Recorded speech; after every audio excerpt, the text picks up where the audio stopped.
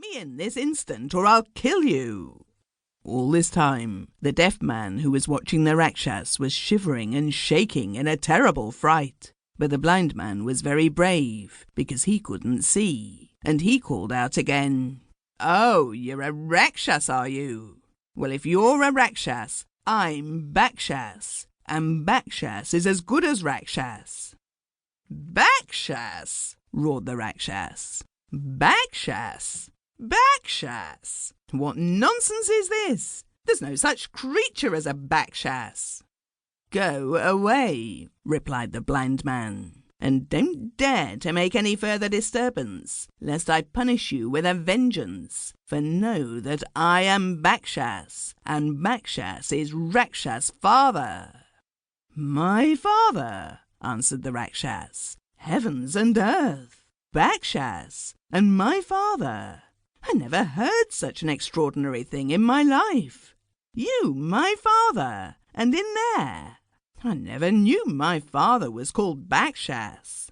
"Yes," replied the blind man. "Go away instantly, I command you, for I am your father, Bakshas." "Very well," answered the Rakshas, for he began to get puzzled and frightened. "But if you are my father, let me first see your face." For he thought, perhaps they are deceiving me. The blind man and the deaf man didn't know what to do, but at last they opened the door a very tiny chink and poked the donkey's nose out. When the Rakshas saw it, he thought to himself, "Bless me, what a terrible ugly face my father Bakshas has." He then called out, "Oh, Father Bakshas, you have a very big fierce face, but people have sometimes very big heads and very little bodies. Pray let me see you, body as well as head, before I go away."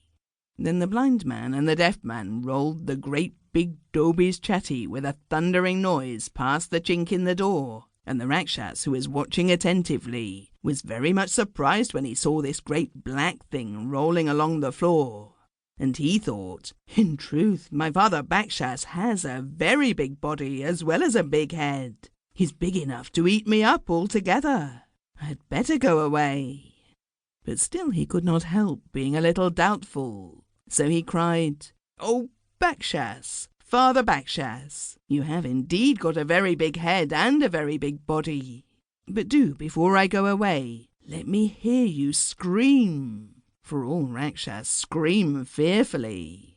Then the cunning deaf man, who was getting less frightened, pulled the silver snuff-box out of his pocket and took the black ants out of it, and put one black ant into the donkey's right ear, and another black ant in the donkey's left ear, and another, and another.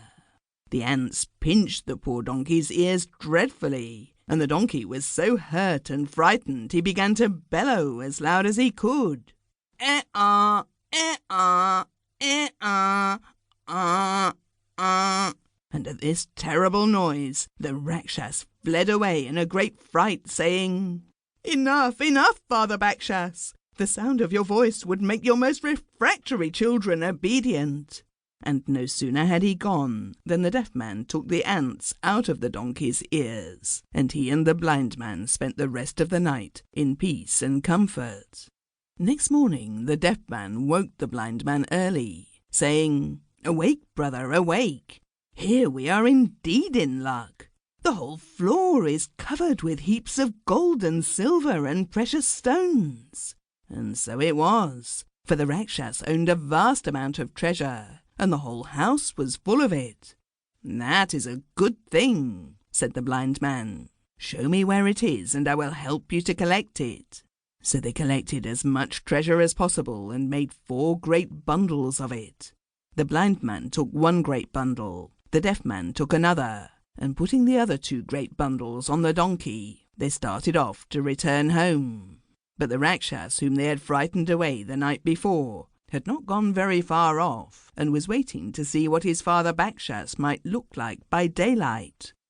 He saw the door of his house open, and watched attentively, when out walked only a blind man, a deaf man, and a donkey, who were all 3 laden with large bundles of his treasure. The blind man carried one.